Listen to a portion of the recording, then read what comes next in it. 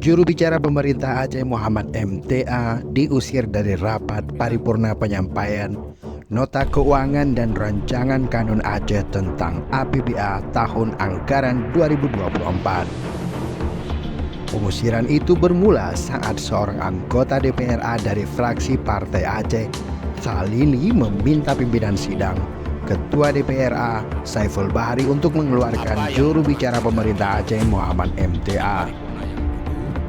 Menurut Khalili, pernyataan jubir pemerintah Aceh beberapa waktu lalu yang menyebut anggota DPR Aceh kekanak-kanakan sangat tidak pantas. Karena itu dia meminta jubir pemerintah Aceh dikeluarkan dari ruangan.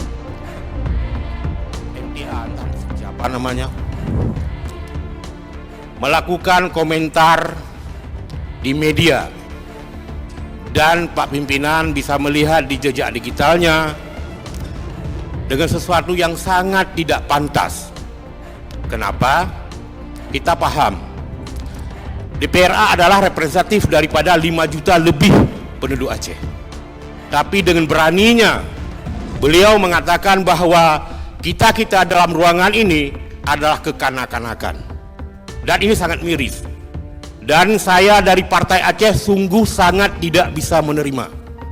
Jadi kepada pimpinan saya meminta, jika memang beliau hadir di sini untuk dikeluarkan dan di blacklist untuk tidak bisa hadir lagi ke ruang atau ke gedung DPRA ini. Ini masalah harga diri, Pak. Berani-beraninya orang yang menjadi wakil rakyat yang dipilih dan dipercaya oleh rakyat, tapi beliau mengatakan kita adalah kekanak-kanakan. Jadi harapan saya, jika ada beliau dalam ruangan ini, tolong dikeluarkan dan tidak ada di dalam ruangan atau kantor DPRA ini. Pengusiran Muhammad MTA dari ruang paripurna sempat tegang.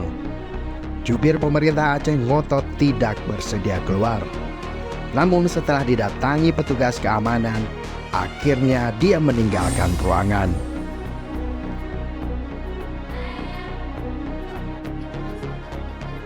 Kisru ini bermula saat DPR Aceh 2 kali menunda rapat paripurna kebijakan umum anggaran dan prioritas dan platform anggaran sementara atau KUA PPAS tahun 2004 karena PJ Gubernur Aceh Ahmad Marzuki absen dari rapat.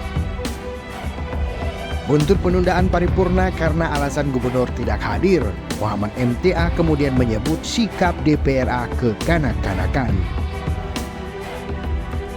Menyikapi pengusiran terhadap dirinya, juru bicara pemerintah Aceh Muhammad MTA menyebut yang dilakukan pihak DPRA telah menyalahi tata tertib sidang karena sidang terbuka untuk umum. Meski demikian, dia tidak mempermasalahkan pengusiran terhadap dirinya. Nah, sejauh saya tidak menjadi ancaman kepada paripurna, itu juga bisa dipaksakan untuk keluar. Tapi saya lihat kita ambil aja ini halnya adalah yang positif, agar dewan-dewan sendiri juga berpikirnya lebih dewasa, jangan selalu kekanak-kanakan. Nah, kita biarkan sidang dilanjutkan dan kita harap pembahasan anggaran 2024 itu bisa terus berlanjut dan ketuk palu tepat waktu. Usai insiden yang sempat tegang itu, rapat paripurna penyampaian Nota Keuangan dan Rancangan Kanun Aceh tentang APBA tahun anggaran 2024 kembali dilanjutkan. Tim Liputan Aceh Video.